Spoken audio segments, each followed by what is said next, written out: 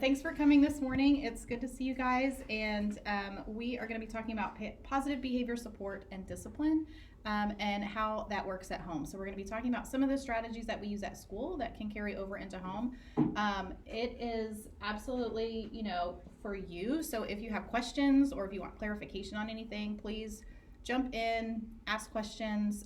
There will be some opportunities to talk to one another. So hopefully it is beneficial and you won't hear just my voice for the next hour. So a little bit about me, if you want to, I'm Stephanie Flores, Executive Director for Intervention Services here in Coppell ISD. In our district, intervention services include special education, Section 504, dyslexia, and early childhood. There's a couple other things thrown in there, but that is kind of the gist. I also, coming at this training from the perspective of a parent, I have 3 kids, one in high school, one in middle school, and one in elementary school. So we have a wide range in our house. My husband is a firefighter, so he works 24-hour shifts. So sometimes I am the only parent, and sometimes we are parenting both together at the exact same time. So it is every third day is just a little different in our house. We have 2 cats and 2 fish. I am absolutely not a parenting expert, but I am a parenting explorer. I love reading books on the topic. I love taking things that I learn professionally and then trying it out at home. I'm sure that my kids love that too. And my experience as a parent is 15 years so far. I'm also an educator.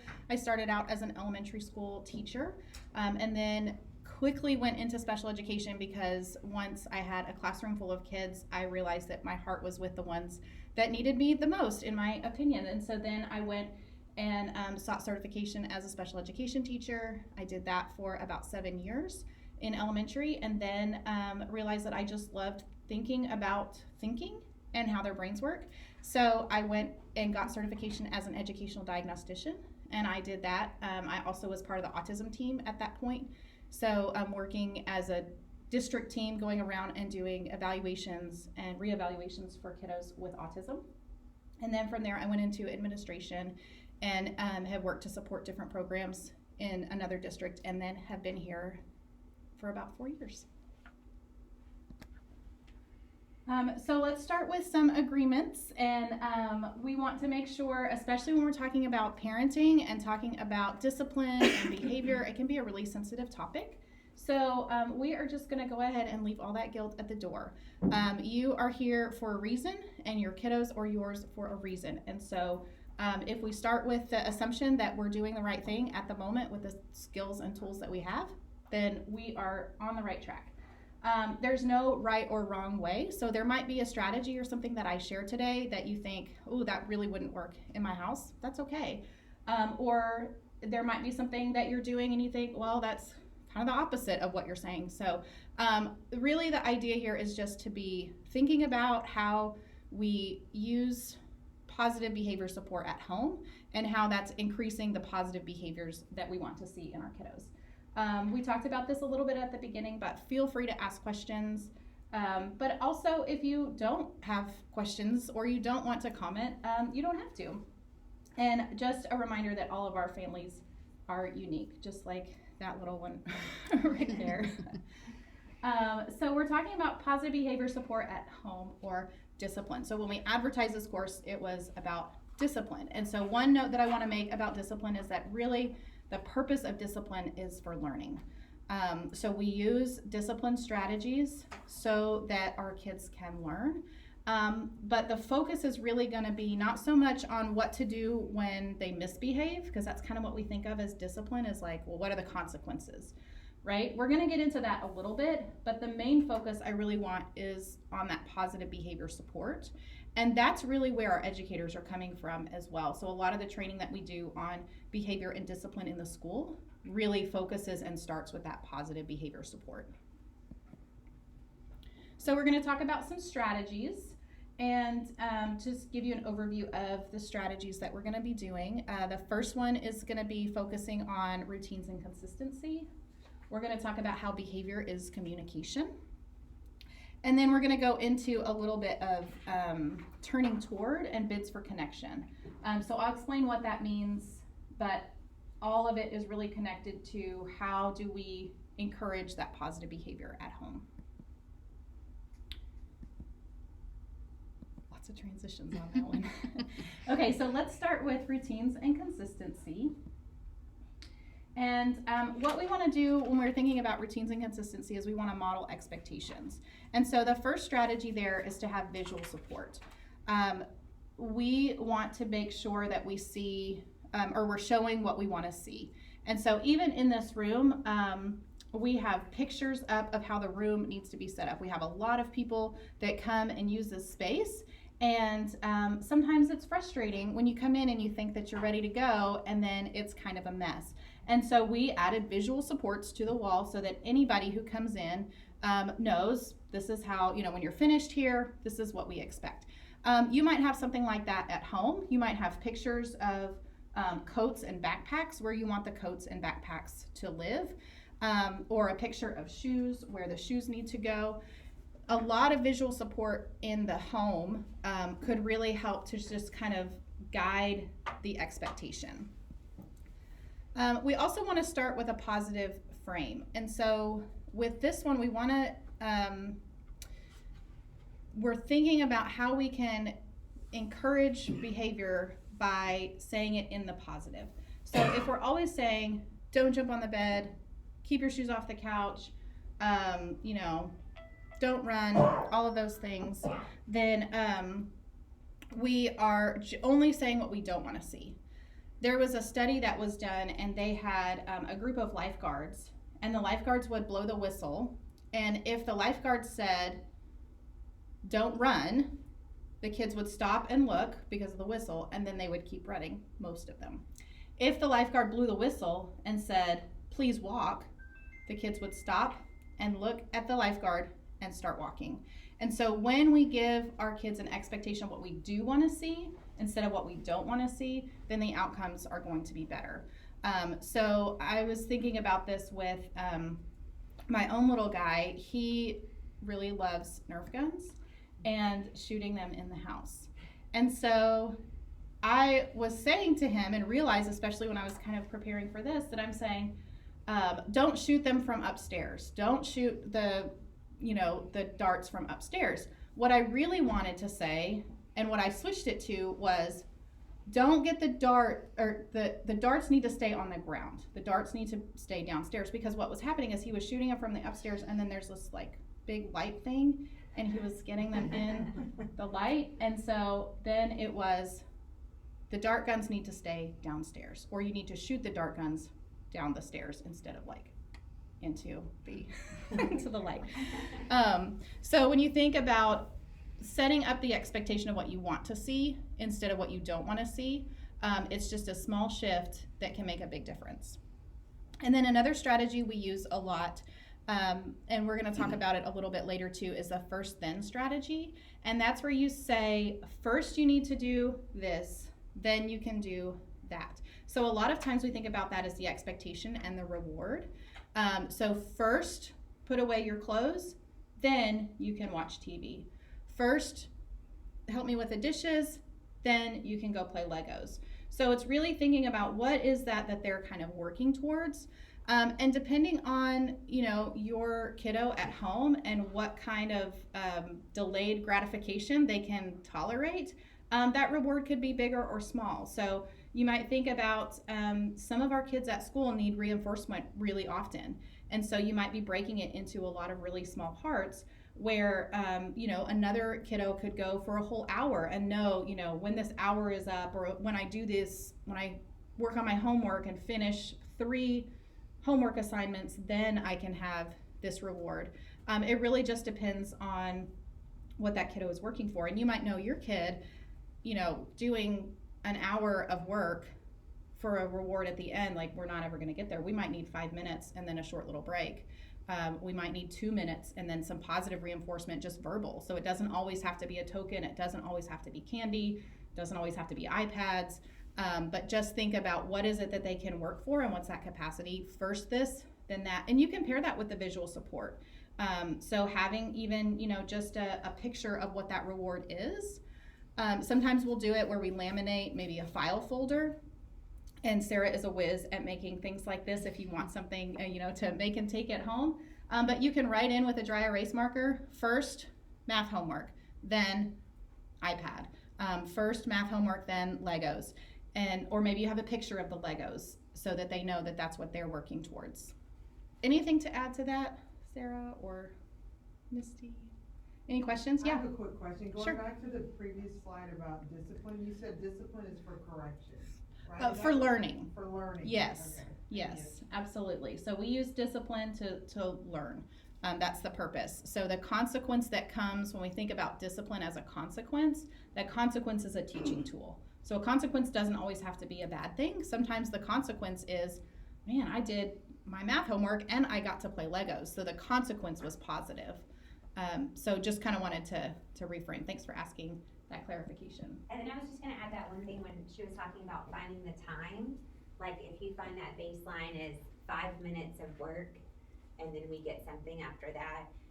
I mean, like an hour is a really long time to work on anything, Yeah. even for me, but just after you find that baseline, then adding to it in small increments. Well, that's a perfect segue into the next strategy, which is the +1 routine. So if you participated with us, I think that was last week when Fong Palafox did the Zoom meeting. If you haven't listened, we have it on our website.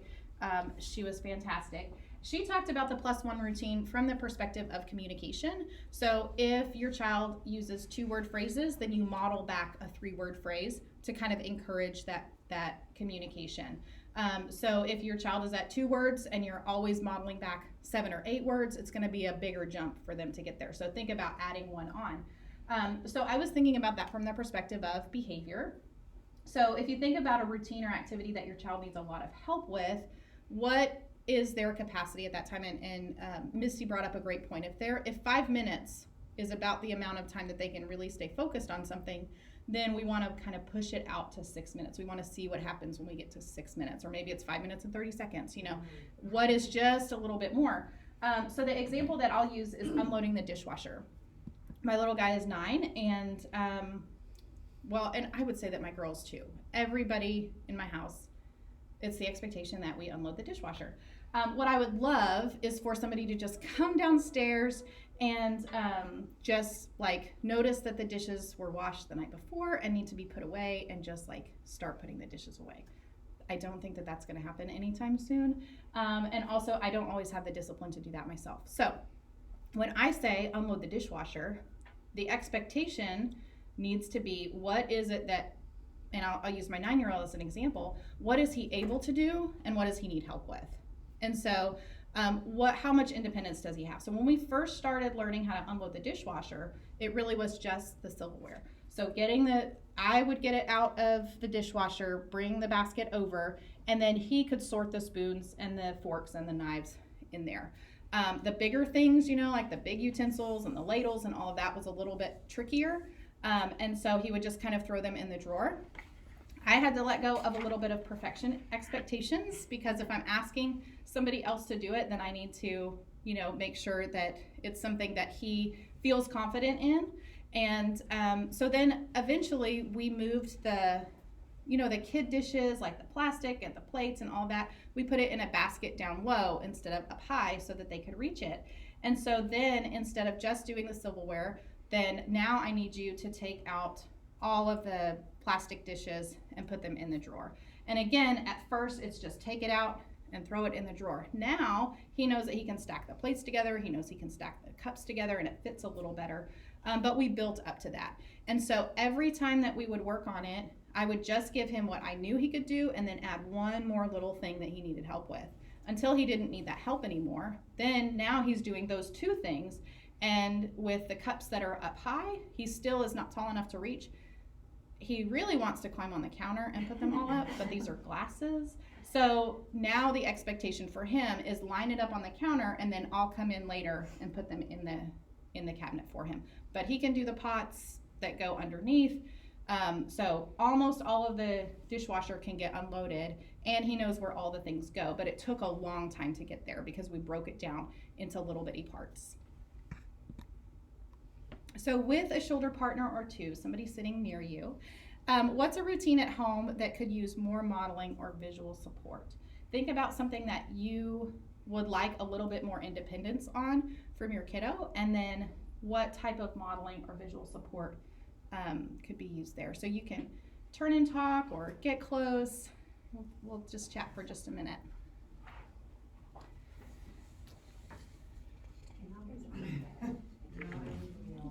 I know, and I am the one that was emailing you yesterday. I'm Misty. Oh, Yeah. Nice to ready meet you to too. Oh my gosh, like y'all have. No, it's like, no. Yeah, I think we have, the visual, calendar, like kind of the first event, their little times. First we eat breakfast, but we haven't, Right now, using, I'm the same as you. it's like, he can sort them, but can't fold, he can unfold, but not fold. Yeah. So I want to It's a little tricky. see like what kind of little. clothes, Yeah. then I mean, usually first better and to then the. step by step, step by step. It's like a little token So, board, I wonder if a picture of what, and you know, shirts are kind of hard for the sleeves. and it's just But gonna be. maybe start with, the underwear goes in one pile and the socks go in one pile. Like maybe it's about sorting the piles first. It's nervous about. And then it's a take out with And all the so, pants. we were talking about that last night. Up, Oh, yeah. over, and maybe get a picture of what it should look like when it's folded. Okay, Maybe pick brush one your teeth. time, You know, you like. know, instead of pants and Now shorts put your shoes shorts, on. maybe put some other pants. But, Morning right, roll at the beginning. I don't think they're learning how to do that, like, Slowly build up. Yeah, and you build it up Do a little over bit time. more work with Absolutely. the visuals.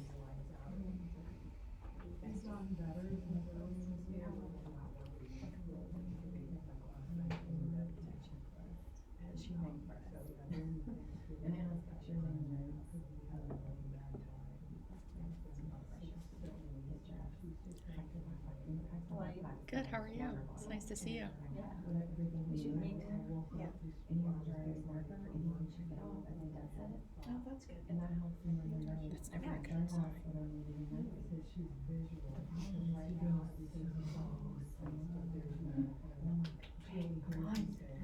I just can't, I need to like go in another room. Yeah.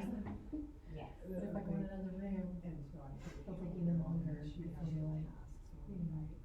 Okay, does anybody wanna share out, either a routine that you talked about, maybe that you're already doing, or something that you wanna add in?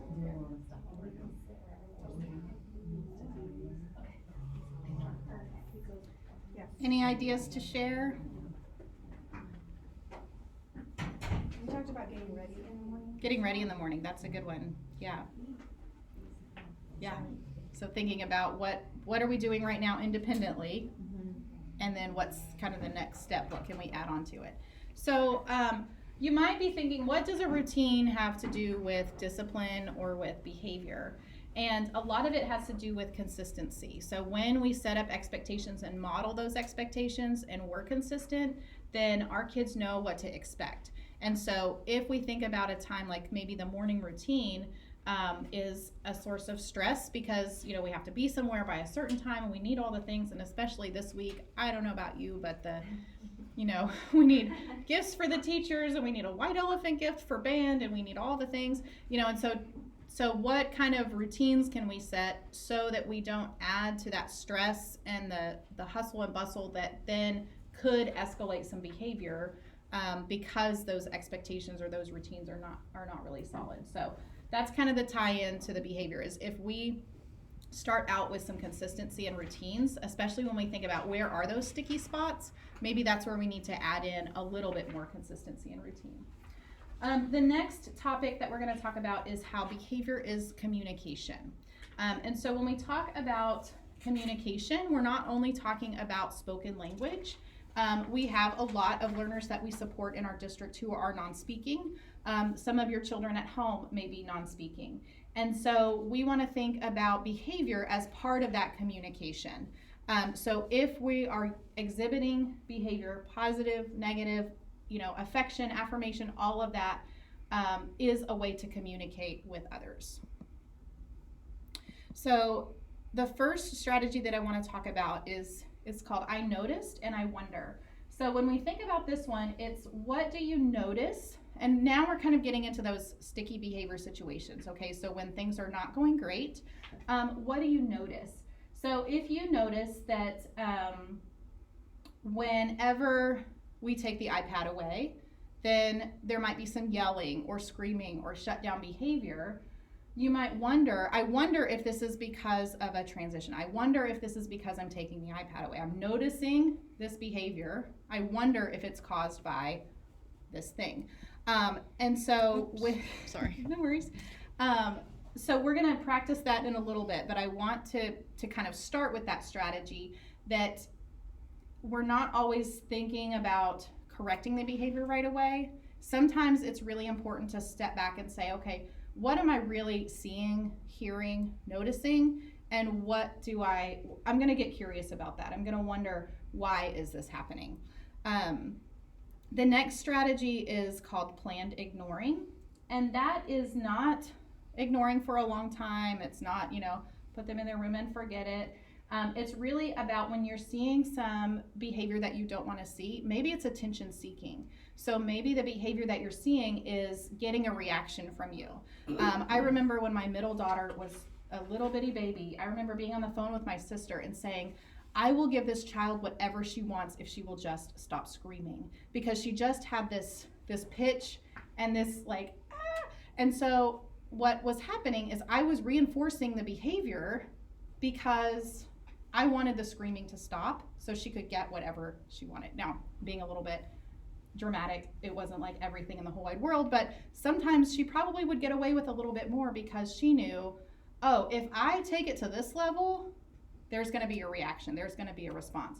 And so the planned ignoring would take a lot of effort and energy on my part to say, I'm not going to respond to the screaming. I'm going to respond when you're calm, when you're able to, get yourself calm. Now, all of our kids cannot always get themselves calm, so there's some other strategies that we can use, but it's really about not feeding into the attention-seeking behavior and kind of going back to I noticed and I wonder. I wonder if they're doing this to get what they want. I wonder if they're doing this to get a reaction. And if that's the case, then maybe doing some, even just not looking. You're still in proximity. We're still thinking about safety and making sure that everybody's okay. But we're not going to just keep engaging. We're not going to just keep saying, well, what is it that you want? Is it crackers? Is it apples? Is it oranges?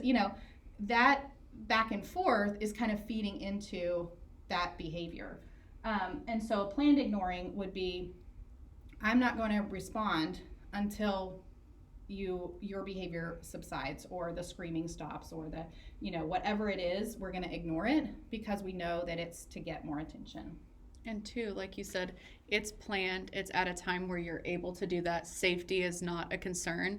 And as soon as it gets back to a little bit more regulated, it's immediate. Okay, now you're ready. What do you want, this or this? Yep. Or Yep. It's planned. It's not intentional ignoring. It's not leaving in the house and going away for 30 minutes. It's in the moment in a planned situation where you have the capacity to do that. Mm-hmm. Yeah, good point. And sometimes just not giving eye contact is enough for that planned ignoring, because what they're trying to get, it's not working. So then they try something else, which may be, maybe if I stop screaming. And then that's when you're immediate. You're right. You're just get right back in. And so then you're reinforcing the calm down instead of the escalation. Cool down is going to look different for different kids, and it's going to look different in different houses too. But the idea here is that we don't want to keep escalating the behavior. And so sometimes we as parents need a cool down. We need to kind of take a step back before we engage or before we try to correct the behavior. And we know that we can't learn anything new. So if discipline is about learning, we really can't learn things new when we're at this heightened state. Okay, so that kind of leads into the simple language. If we're trying to correct behavior with a lot of language, our kiddos are not processing it. And think about a time when you maybe were really angry or really upset or maybe really sad. If someone's trying to maybe make you feel better, they might be using a lot of words. Do you remember anything that person said if you were really angry at the time? Probably not, because you're still kind of in your own head thinking about your own emotions. And so when that happens, we want to use really simple language. And so an example there might be to say deep breaths, deep breaths, deep breaths. So they might not take a deep breath the first time that they hear that, right? But if that's the only language that you're using at the time, deep breaths, then you're not flooding it with, you need to take a deep breath, you need to calm down, remember your strategies. The counselor at school says that if you take 5 deep breaths, then you can really get calm. Like, that's just not really going to help, right? That's just going to escalate things further. So think about 1 or 2 words that you can use calmly and that you can repeat. I'll use my middle kiddo as an example again, but with her, emotions are always, she's a middle schooler now, so we are on the emotional train a lot of the time. And what I learned very quickly was that if her level was here, right, so she's pretty escalated, if that gets me to get to here, you know, right above her, like she's yelling and I'm like, oh yeah, I can match this. Guess what? She's going to take it up a notch, right? And so what I would need to do is take it down. And so if she's upset, she's yelling, she's agitated, then I'm going to try to get my voice calmer than hers, lower than hers, slower than hers, so that then I'm trying to get her to match my tone. I'm getting her to try to match my pace. Because, you know, sometimes I'm like, oh, it's on, right? Like, oh, you're going to tell me that? Well, I got some things to say to you too, child. But when I do that, then I'm encouraging her to keep escalating, keep ratcheting it up. So it takes a lot of discipline on my part to say, okay, I hear you. We can talk about it when you're calm. Now, I can use those kinds of languages, you know, that verbiage with her because she's a little bit older. I might not have used that same phrase when she was little bitty. But now it can be, I'm not having this conversation right now. I'm not having this conversation while you're treating me like this. I'm not having this conversation right now. And so then that's all I'm saying. And I'm repeating it. And I'm just like trying to get it lower. And now she can come back around and we can have that conversation. I really didn't appreciate the way that you were talking to me. And I'm not going to engage with you when you're yelling at me or, you know, all these things. So you can't have that correction in the moment. You really have to have some time pass to be able to come back. But again, thinking about your child and how long that needs to be. With my kiddo, you know, she has ADHD and dyslexia, so she does have some supports at school, but I could talk to her tomorrow about behavior today and she would be able to kind of remember and engage in some conversation. That's not the case with all of our kids. Sometimes it has to be closer to the behavior. If we wait until the next day, they might have forgotten or they might not have the context to kind of go back to that place and really reflect on it. So you'll have to kind of think about what that timeline looks like and how, you know, we want to make sure that they're calm when we come back around and kind of engage again and kind of use that as a learning experience. But the amount of time that we wait is going to vary depending on our kiddos. And I was going to add too, as far as the simple language in the moment, especially, that can go back to too, if you have the visual supports, you may not have to use any language at all. If you know you're having a hard time transitioning from maybe they had time on their iPad and now it's time to sit down and go to dinner and there's a meltdown, instead of using any language, especially if you have a visual, sometimes pointing, gesturing, or showing them what's next, or gesturing toward the table, pulling their chair out so they know they're supposed to sit down. Removing the language, if you can, sometimes is also helpful because, like she said, a lot of times they're already escalated. Anything you're adding is just adding fuel to the fire. So that's another way visuals can also help. And I know, Sarah, you said before, like, even if it's just a timer, so you're not communicating this is ended, the timer is doing that, and then with that added gesture, because sometimes it does escalate, just the parent giving a directive. Yep. Okay, so this is kind of going back to that noticing and wondering. So think about a time when behavior is more challenging and think about what you notice and describe what you see and hear. So these are the things that you can observe. It's not what you think about what's going on, it's really what do you see and hear. And maybe it's yelling, maybe it's meltdown, what does meltdown look like? Does it look like flopping on the floor? Does it look like running to the room? So Fists or fists, yeah. yep, anger. tensing up. And so think about the physical things that you see in here. And then what do you wonder about it? What could be going on? If we're seeing fists balled up, we're seeing, kind of crouched down, we might wonder, are they angry, right? We can't see anger, but we can see balled up fists. We can see, we can hear an aggressive tone in the voice. And so we might wonder, are they angry? And so the example that I use is, I wonder if he's hungry. So if there's a lot of whining, a lot of, lethargic. And so think about practicing with a sentence starter. I noticed balled up fists and, loud tone. I wonder if this is making my child angry. And so we're not going to practice it out loud, but that is something that the next time that you have kind of a challenging moment, I would encourage you to kind of sit back and think, what do you notice and what do you wonder about what's going on? And so we'll skip this too, just so we can get through all the strategies, but we could come back to it later. What are some ways that your child is using behavior to communicate? And then think about something that's already working at home. And so if we have some time at the end, I would love to hear from you. What are some strategies that are working? Are some of these things that you're already doing? Or maybe there's something else that we haven't brought up. Okay, we're going to move into this section on bids for connection.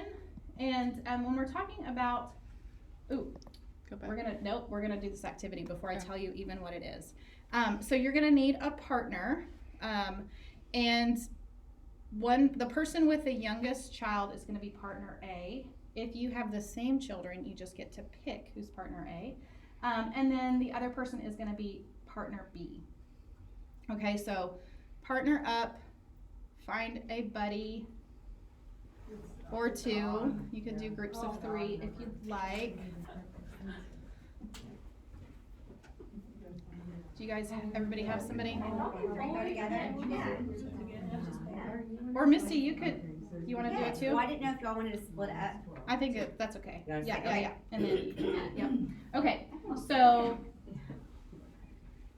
person A, you are going to answer this question.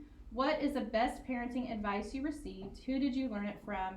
And what impact has it had on you? Raise your hand if you're partner A. And the oldest one goes, Okay. or the youngest one? The person with the youngest kid is partner A. Okay? Okay, so partner A, you're going to talk about the best parenting advice you received, who did you learn it from, and what impact has it had on you. Partner B, I want you to listen with all your might. I want you to make sure that your partner knows that you are engaged. Okay? So go ahead.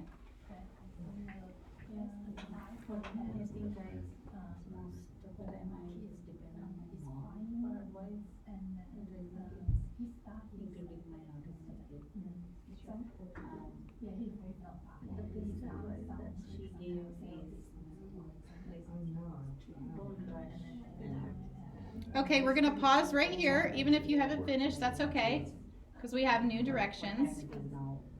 Partner B, now instead of listening with all your might, I want you to not listen. I want you to do whatever you need to do to ignore. Partner A, you're still going to talk about your parenting advice. Partner B, you are going to not listen. I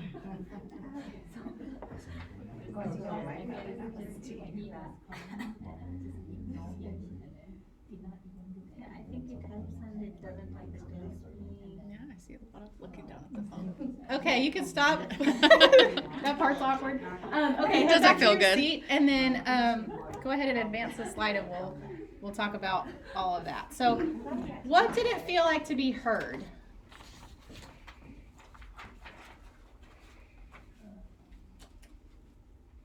You feel you are communicating.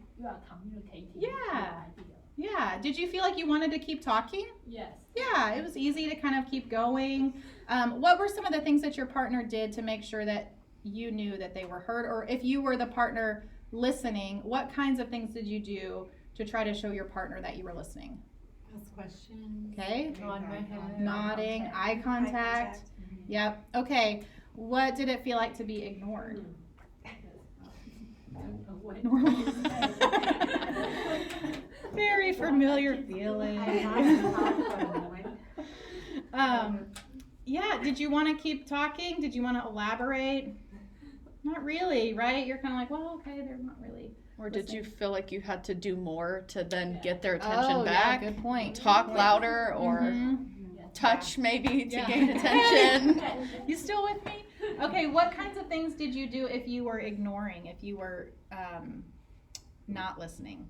I saw lots of phones come out. Yep. Some doodling going on. We might have turned our backs even. And so when we think about this activity, I really want you to think about this idea of bids for connection. And so it's not about the big moments, the trips to Disneyland, the elaborate vacations, Christmas morning. It's really about those small moments. And so you can hop to the next one. So when we think about those small moments of connection, what we want to do is turn towards those connections. We want to turn towards those bids or those asks for engagement. So the same kind of strategies that were absolutely, normal for you when I said listen with all your might, turning towards that person, making eye contact, nodding along. Not one person in that first section had their phones out, right? So if we're listening, we don't have our phones out in front of us. We think that we're really great at multitasking, but it's a myth. We're really not. And so even just the simple act of turning the phone upside down and turning towards the person, it might be 2 or 3 seconds of, hey, I have this question for you. Okay, here's the answer. Back to it. And then we're back to our phones. I have a very dear friend who has 4 children. The oldest one is in high school and the youngest one is in kindergarten. And we get together a lot for, our families get together a lot. She lives in Colorado, so we don't see her all that often. And she was telling me that her kids know, and her husband was kind of joking about it too, her kids know that if she's on her phone, they can ask for anything. And so, she was like, they'll be doing something and Chris, her husband, will be like, why are you, making French toast? And he's like, oh, Mom said I could. And he's like, oh, okay. And she's like, well, she just answers the question. Can I make French toast? Sure, yeah, go ahead. Mm-hmm. And so she's been really working on it because she noticed that her kids are picking up on that too. Like, I can pretty much get whatever I want. And I mean, they're, pretty good kids for the most part, but making a huge mess in the kitchen and the syrup and all the things. And he's like, what is going on? Well, Mom said I could. Oops, I guess I did. And so think about ways that we can just put away the distraction just for a little bit to have that little moment of connection. And then it has to be an authentic response as well. So it really needs to be not just, yeah, nodding your head, but how can we really engage? So listening with empathy, not using judgment in that moment. So it's really, if the goal here is connection, then it's really about how can we just make that small moment of connection. Did you have a question? How do we do this with the nonverbal cues? I think that the eye contact is good. And so the question was, how can we do this with nonverbal or non-speaking kids? Even just, turning towards and putting a hand on the shoulder, or getting down to where they are instead of standing above and looking down.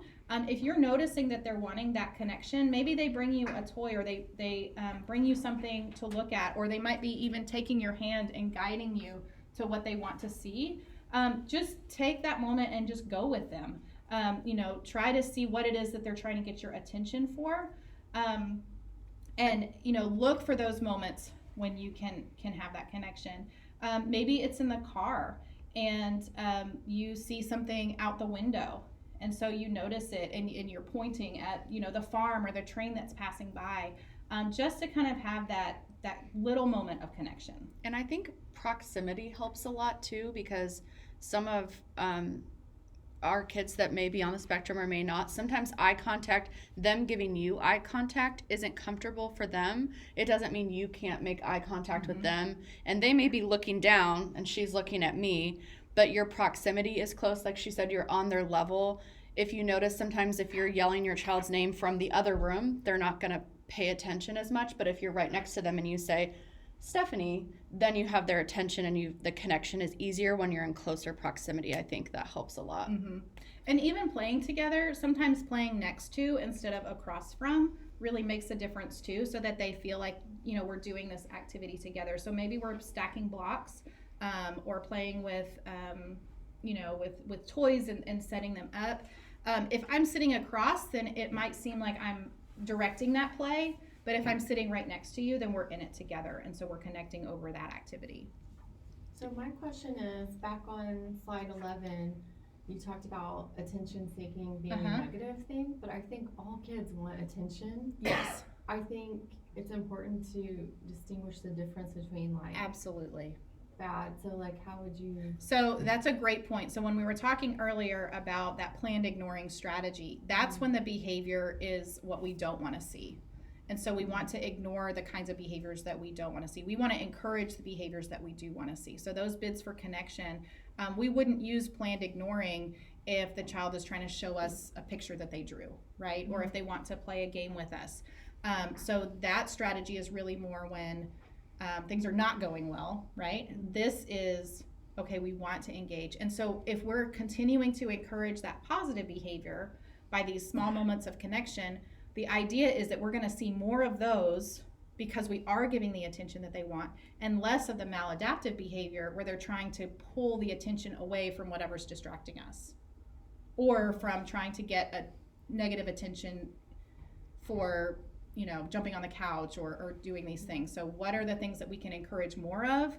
And that's where that moments of connection kind of come into play. Does that answer the question? Yeah, I just think sometimes the bad behavior is to get attention because they do need something. Yeah, and Like, so maybe there's something happened that they need help with and Absolutely. they don't know how to tell you or something. absolutely. So then that goes back to what Sarah said, is that planned ignoring is very short. Mhm. And so the idea might be that that planned ignoring goes right into that connection. That goes right into that bid for connection. So it sounds like I noticed that you are, you know, yelling, screaming, jumping, throwing. I wonder if you're looking for attention. And then what are some positive ways to give that attention? Mhm. Because it might be that the cycle that we're in right now is the way to get attention. Attention looks like yelling, directions, stop doing that, don't. You know, that's feeding that need for attention. How can we shift that, ignore what we don't want to see, and as soon as we get even a little glimpse of like, okay, now we're a little bit what can we do together? How can we play together? How can we, you know, maybe we're both going to go outside and jump because we don't want to jump on the couch, but jumping sounds like a lot of fun. Let's go outside. You know, Or so maybe, really like, shifting it. Instead of throwing yourself on the floor and shaking, you could just say, can you please stop doing that to your sister? You know, Yeah. like sometimes his sister gets him really upset and Mhm. he never tells her to stop doing whatever it is. Right. So maybe I could be, once I figure out why he's mad, Yep. then I can be like, oh, you could have just said, please stop doing that. Yeah. Instead of throwing yourself on the floor. Yeah, and having that Yeah. conversation once, you know, When that he's calm calm, down, yeah. that cool down has happened. Mhm. What are some other things that you could have tried? You know, and then maybe there's a visual support that goes along with that too. So when you're feeling frustrated by your sister, here are some things you can do. And one of them might be just go do something else. Yeah. You know, you don't have to keep engaging with your sister either. So Right. yeah, I think you're really on the right track there, because that behavior is absolutely communication. Sometimes what we're seeing is maladaptive behavior because what they're doing is not working to get what they need. And two, when we think about behavior, because it is communicating something, if we want to see behavior change, we need an appropriate replacement behavior. So like you said, he's having a tantrum to get this thing he wants or to stop this thing he wants from happening. So what is a more appropriate way for him to do that? You just modeled it. Maybe instead next time, ask your sister, stop please, or leave the room, whatever that choice is. You want to make that replacement behavior just as easy for them to access as throwing that tantrum, if not easier. It takes 2 seconds to say, I'm going to just walk in the other room, instead of a 10-minute meltdown that eventually gets me what I want 45 minutes later. So we find the replacement for, like she said, the maladaptive, and we want to make it easier, and it's serving the same purpose. He's away from his sister, he's not bothered, she's not bothered, it was easy, and then he gets either attention from you or praise, or he gets to leave that thing that was annoying him. And I would say, have that conversation like when nothing bad is happening at all. So like, say you come home after school today, hey, I learned something, I wanted your feedback on this. Or say, you know, I had a little kid and he would, in class, just jump up and ask me like random questions that he knew the answer to all the time. You know, like, what's today, or what are we doing next? And he just would know. And so I asked him, I said, do you just need like a break for a second? Is that why you're because I know that you know all of these things. And he was like, I think I do. I said, well, just, hey, I need a break and I need to go spin around and go to get a drink of water and come back and I'm good. And I wasn't angry with him. He knew I wasn't upset with him. So maybe if you have it when nothing is happening at all and just said, you know, what do you think about this? And so then he is already calm Right, in the moment. right, yeah. Well, thank you. Thanks. Okay, so a lot of things that keep us from turning towards are things like our own distraction. We mentioned our phones earlier. Just the busyness of life. I don't think I spelled busyness right. That doesn't look right. It's It's not. I Mhm. instead of a Y. Spelling is not my strong suit. And then preventing boredom. So sometimes we don't want our kids to be bored. We don't want them to have a whole lot of free time. And so the solution is, well, let's just give them a screen. Let's give them an iPad. That's going to give me 10 minutes. So we're going to dig into screen time just a little bit. So it can be a very, very powerful tool to have an iPad or some sort of device, especially for non-speaking kiddos.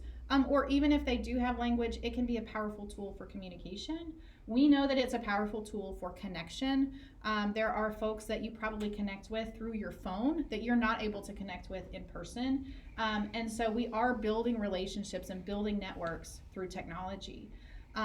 What's happening also is that we're using the technology as a distraction and we're using it to sort of prevent boredom. We don't want them to have too much downtime. You know, that could lead to tearing up the room or making a big mess or French toast. You know, it could lead to a lot of things.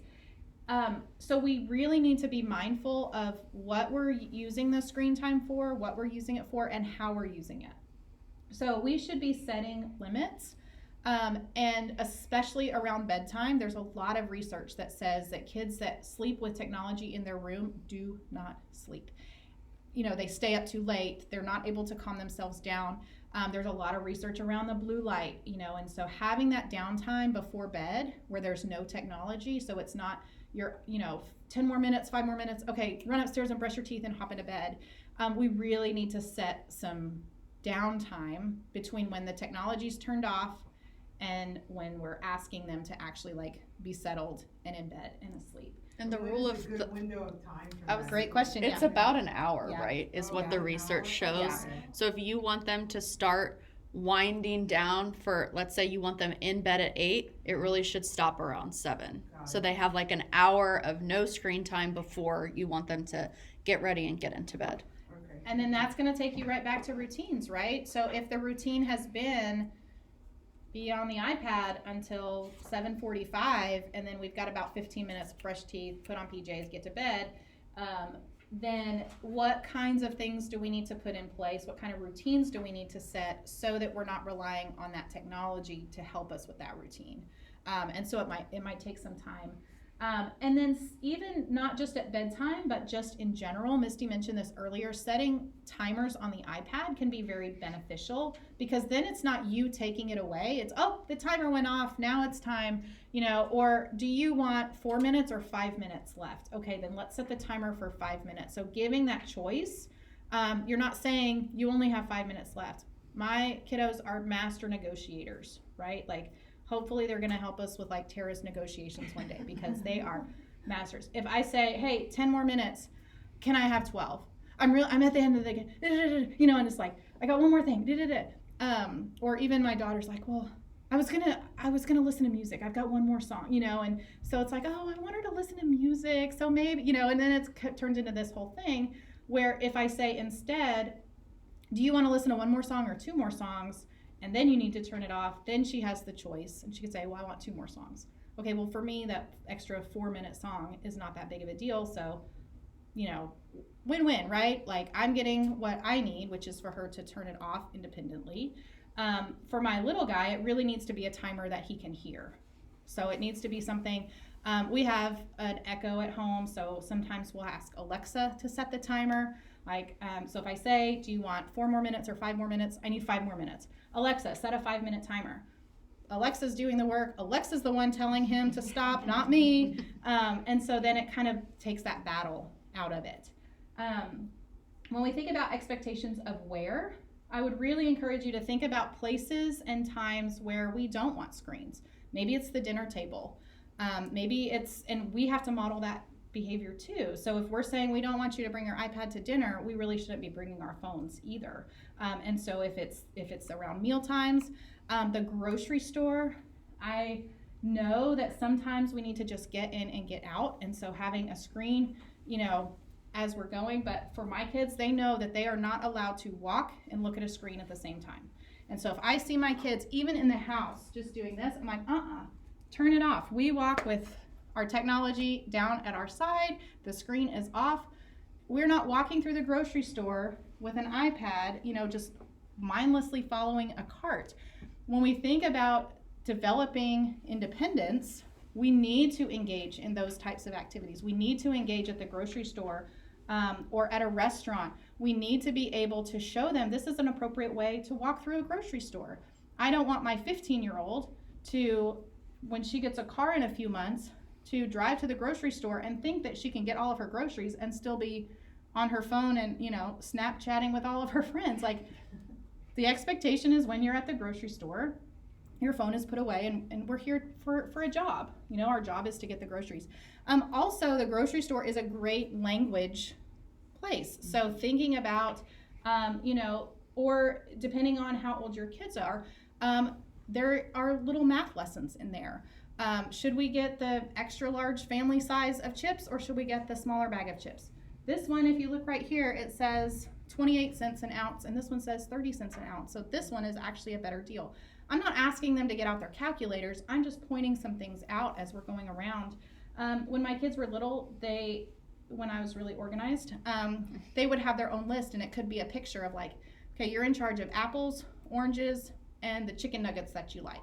And so they have their list, and as we're going through the store, it might be just those 3 things. But when we're in the produce section, Sarah, what was on your list? You had apples? Okay, do you see any apples around? Where are the apples? And so just engaging them on those 3 little things, you know, and the chicken nuggets, they always fought over who got to get the chicken nuggets on their list, because they get to open the big thing and it's cold and we reach in and get it. And so even those small little things to just engage that communication, it might take you a little bit longer to get through the store, but I will tell you right now, I can take my 3 kids to the store.